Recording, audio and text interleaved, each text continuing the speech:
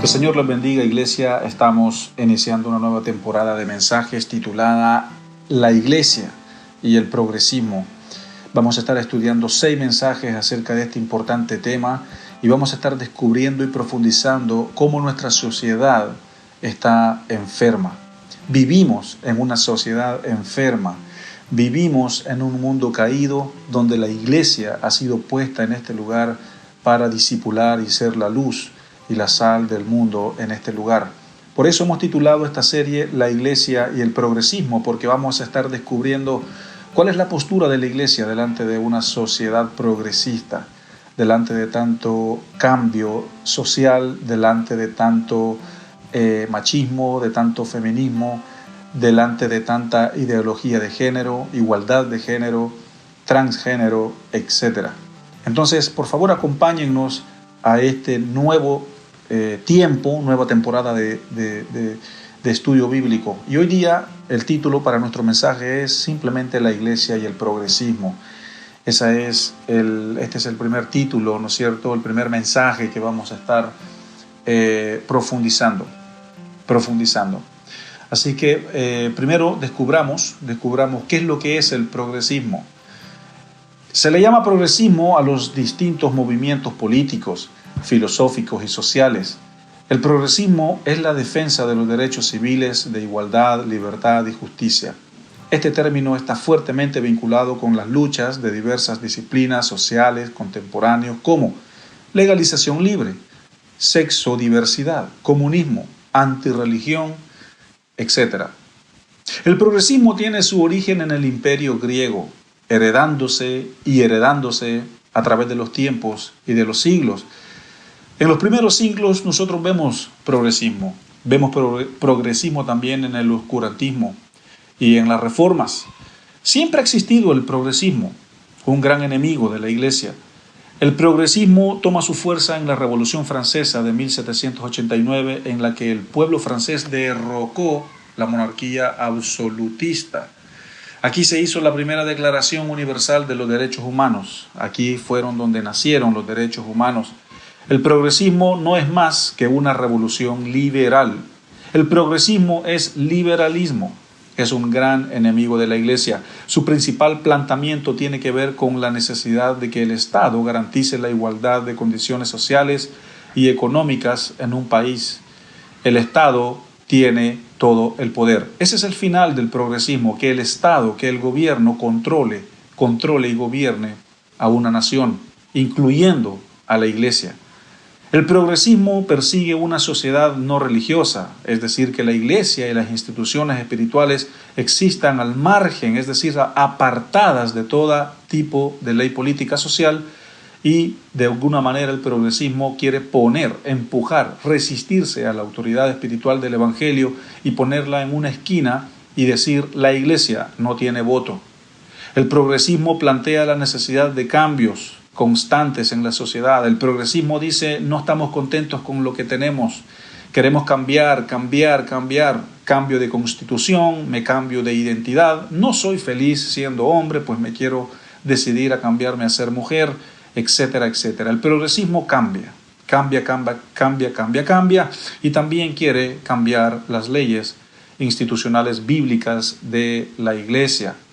Algunas características del progresismo son la legalización y regularización de ciertas drogas como la marihuana, despenalización y regularización de la prostitución, despenalización y regulación de la interrupción voluntaria de embarazo, visibilización y reconocimiento de las minorías étnicas, políticas, sexodiversas.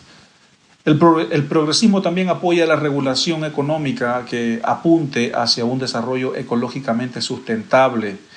El progresismo apoya al matrimonio igualitario y protección a las parejas del mismo sexo, flexibilización de las doctrinas migratorias.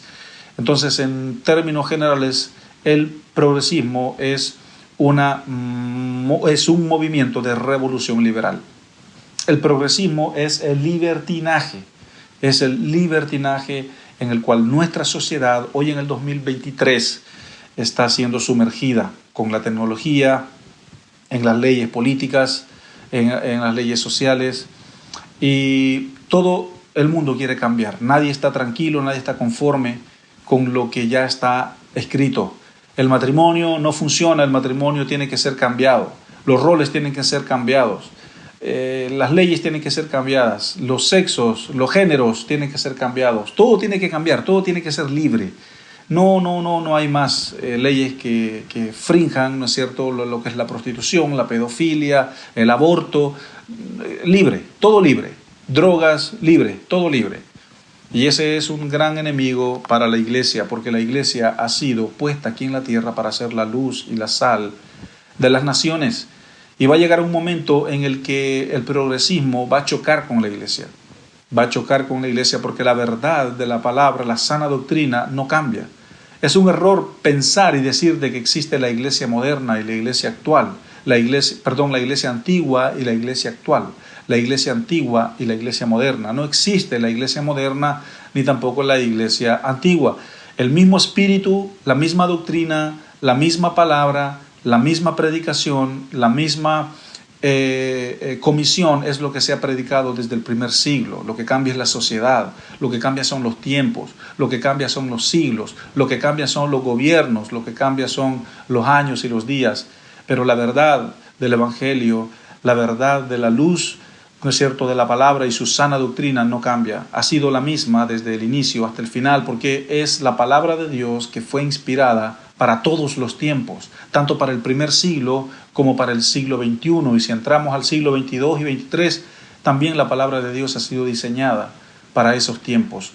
Entonces, ese es el progresismo, simplemente un movimiento liberal de revolución que quiere cambiar y cambiar y cambiar las cosas constantemente, obviamente de mal a peor y de peor a más peor. Entonces, para esto yo quiero que por favor, hermanos, abramos, ¿no es cierto?, nuestras Biblias en Primera de Juan 1:17, ¿ya? Primera de Juan 1:17. Esto que vamos a estar hablando acá en Primera de Juan es lo que distingue, es lo que nos avisa. Esto es lo que Juan ya sabía. Esto es lo que Juan ya había recibido de parte del Señor. ¿Ya? Esto es algo que si fue escrito en el primer siglo, es porque en el primer siglo esto ya estaba. ¿Ya? Si estaba escrito, es porque ya estaba ya el progresismo en el primer siglo. Ya estaba esto en los tiempos de Pablo, ya estaba esto en los tiempos de los apóstoles. Primera de Juan, ¿no es cierto?, 2:17, de hecho me corrijo, no es 1:17, es 2:17, dice: y el mundo pasa y sus deseos, pero el que hace la voluntad de Dios permanece para siempre. Eso es lo que dice este versículo. Y anteriormente dice: no améis al mundo ni las cosas que están en el mundo. Si alguno ama al mundo, el amor del Padre no está en él. Porque todo lo que hay en el mundo, los deseos de la carne, los deseos de los ojos y la vanagloria de la vida, no proviene del Padre, sino del mundo. Y el mundo pasa y sus deseos, pero el que hace la voluntad de Dios permanece para siempre. Iglesia, el mundo pasa. El progresismo va a pasar. El progresismo va a pasar. Los cambios del progresismo van a pasar, se van a terminar. Usted tiene que saber que la Biblia nos muestra de que nosotros tenemos 3 enemigos. La iglesia tiene 3 enemigos. El primero es el diablo, el segundo es el mundo y el tercero es nuestra propia carne. Y durante esta serie vamos a estar hablando de estos 3 enemigos, pero hoy solo nos vamos a enfocar en el mundo, el enemigo del mundo. La Biblia usa la palabra mundo para referirse a 3 cosas. Primero, la tierra, lo que la compone. La sociedad, lo que tiene que ver con la corrupción. Y tercero, Satanás, su gobierno. Entonces aquí el versículo, cuando habla acerca de no se conformen, ¿no es cierto?, a lo que está en el mundo, o no amen las cosas que están en el mundo, se está refiriendo a no amen a la sociedad, no amen el gobierno que está gobernando, ¿no es cierto?, en este mundo, sino que amen a Dios. Y esto es lo que hace el mundo. que el mundo, ¿no es cierto?, está enfermo y corrompido, y esto hace que el mundo luche en contra de la iglesia durante los tiempos. El mundo, como está progresista y está caído, y es un mundo y una sociedad caída, lo que hace es luchar en contra de la verdad del Evangelio. La luz del Evangelio es la que pelea en contra de estas tinieblas, pero estas tinieblas hacen resistencia, desafían la autoridad del Evangelio.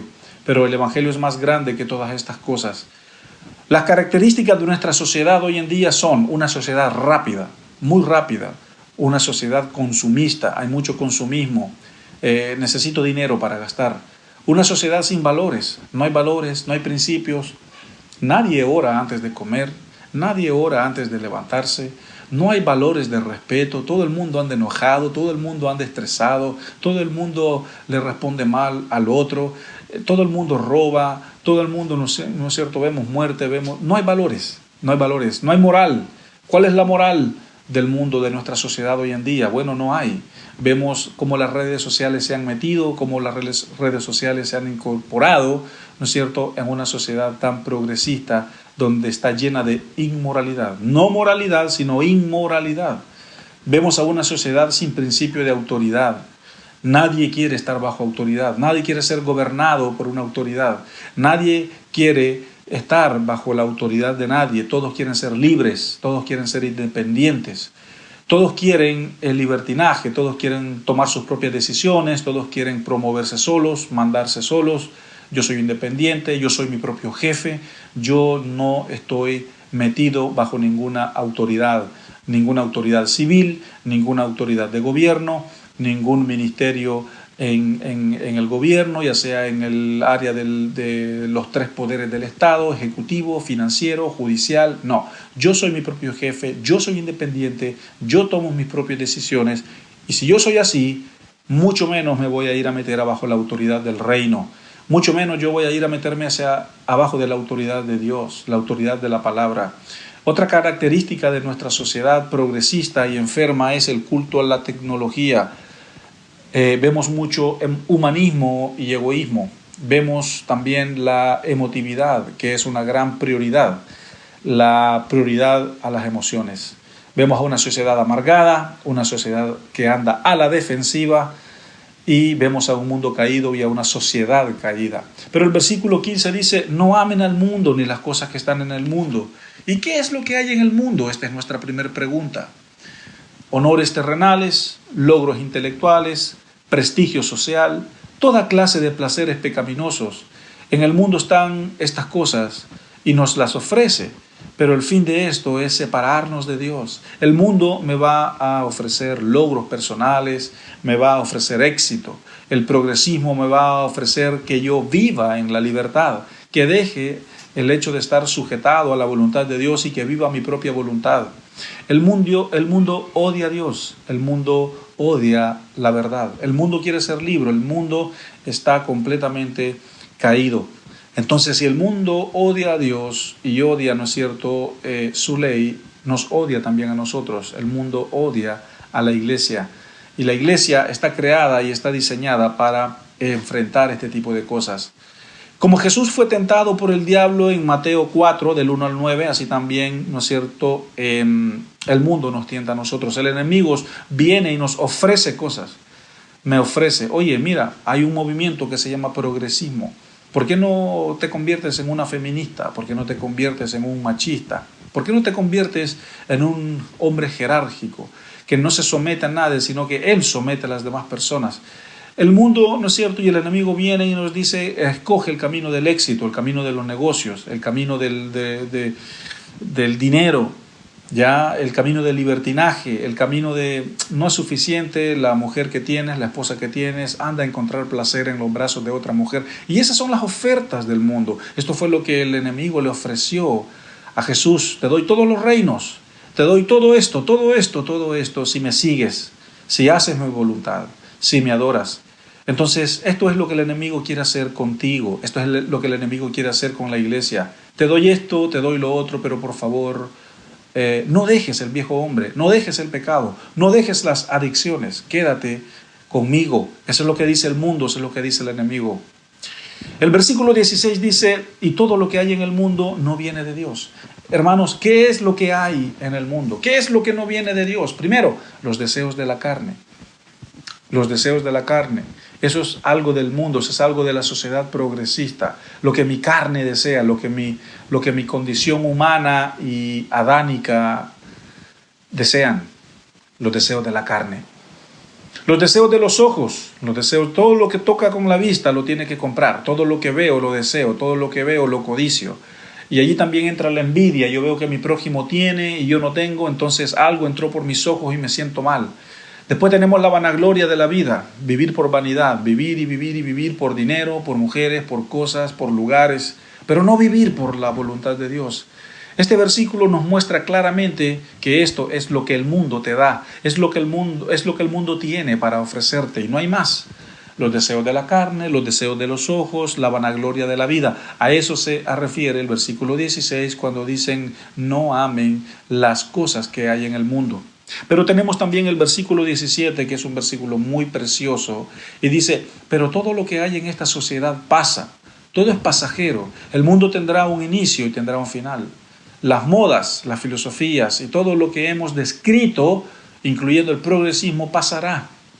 Los gobiernos pasarán, las modas pasarán, las etapas, las temporadas de los años pasarán. Esto es lo que dijo Salomón en Eclesiastés. ¿Qué es lo que será? Bueno, lo mismo que ya fue. Van a venir las mismas estaciones del año, va a venir el invierno, va a venir el verano, va a venir la primavera, van a venir los hijos, van a nacer las nuevas generaciones, tecnología, pero al final será lo mismo que ya fue. Entonces, la conclusión de Salomón en Eclesiastés es hacer la voluntad de Dios, hacer la voluntad de Dios, hacer y amar sus mandamientos. Ese es el sentido, ese es el propósito del hombre, dice Salomón. No hay nada en esta tierra que no tenga más sentido, no hay nada en esta tierra que no tenga más propósito que hacer la voluntad de Dios, amar sus mandamientos, porque el resto es vano. Vanidad de vanidades, todo es aflicción de espíritu. Así que, por favor, iglesia, atención con esto, pero la voluntad de Dios nunca pasa. Nunca pasa, ¿por qué? Porque es eterna. Los negocios de Dios son eternos, los negocios de Dios son eternos, nunca pasan. Nuestra vida con el Padre después de la muerte es para siempre. La vida eterna que ya vivimos desde aquí en la tierra es para siempre. Eso nunca pasará. Al contrario, permanecerá para siempre. La palabra de Dios nunca pasará. Su reino nunca pasará. Su santo evangelio nunca pasará. Entonces, la verdad del evangelio, de la luz de su santo evangelio, son esas rocas en el mar, y el oleaje es el progresismo y el cambio de la sociedad que se revientan y se rompen y se rompen y se rompen en la firmeza de la luz del evangelio, en la firmeza del crecimiento del reino, en la firmeza de la verdad que es Cristo. Entonces, así describe la Biblia al mundo y así describe la sociedad, también la sociedad del apóstol Juan. Si Juan, ¿no es cierto?, antes del año 100 o cerca del año 100 escribió esto, es porque Juan ya vivía en una sociedad progresista. El progresismo ya estaba caminando, ya estaba avanzando. Por eso Juan dice, no amen las cosas de este mundo. De hecho, Jesús mismo se enfrentó a una sociedad de cambios, a una sociedad que no estaba conforme, a una sociedad, ¿no es cierto?, en la que la sociedad quiso moldear a Jesús, quiso moldear su enseñanza, quiso prenderle para matarle, ¿no es cierto? Y de alguna manera quizás sí lo hizo, lo logró, pero Jesús resucitó y al final no fue vencido. Al final el propósito y el plan de Dios se cumplió, se llevó a cabo. Entonces es importante que nosotros podamos entender la postura de la iglesia delante de una sociedad progresista. ¿Cuál es la postura de la iglesia? ¿Será rechazar? ¿Será decir, yo no apruebo el aborto, pero será decir, aquí a mi iglesia no entra una persona que haya abortado? ¿Será juzgar? ¿Será rechazar? ¿Será la postura de la iglesia decir, no te conozco? Todo lo contrario. La iglesia tiene que trabajar con estas personas. La iglesia tiene que evangelizar a estas personas. La iglesia tiene que alcanzar a estas personas sin juzgar, sin rechazar, sin condenar, La iglesia debe de presentarle la esperanza a estas personas y de alguna manera discipular también a estas personas. Porque no es solo decir Cristo te ama, te quiere bendecir, Dios tiene un plan para tu vida y bla bla bla y bla bla bla. No, se trata de decir de que Cristo es la única esperanza que hay. No hay otra esperanza. Se trata de un compromiso de discipulado. Se trata de discipular a estas personas. Se trata de caminar con ellas. Se trata de acompañarlas. ¿Por qué existe el progresismo en la sociedad? 4 razones que quiero dar. Primero, quiero resumir esas 4 razones diciendo que la sociedad es una sociedad huérfana, que vive con un espíritu de orfandad. No tiene un padre, no tiene un modelo, no tiene alguien que le diga, así tienes que vivir sociedad, así tienes que vivir mundo. Primero, el progresismo existe porque la sociedad tiene 2 problemas: rabia y dolor. Rabia y dolor. Hay rabia en la sociedad. Hay rabia y todo el mundo anda enojado y rabioso y ni siquiera saben por qué. Todo el mundo anda lleno de dolor y ni siquiera saben por qué hay dolor en sus vidas. Entonces, en base al dolor y en base a la rabia, que es una de las heridas de la orfandad, por eso la sociedad busca y busca y busca cambios. Busca y busca y busca las respuestas en lo equivocado. Entonces, la iglesia está allí para ser la luz, para ser los pies y las manos de Cristo en esta tierra y alcanzar a estas personas.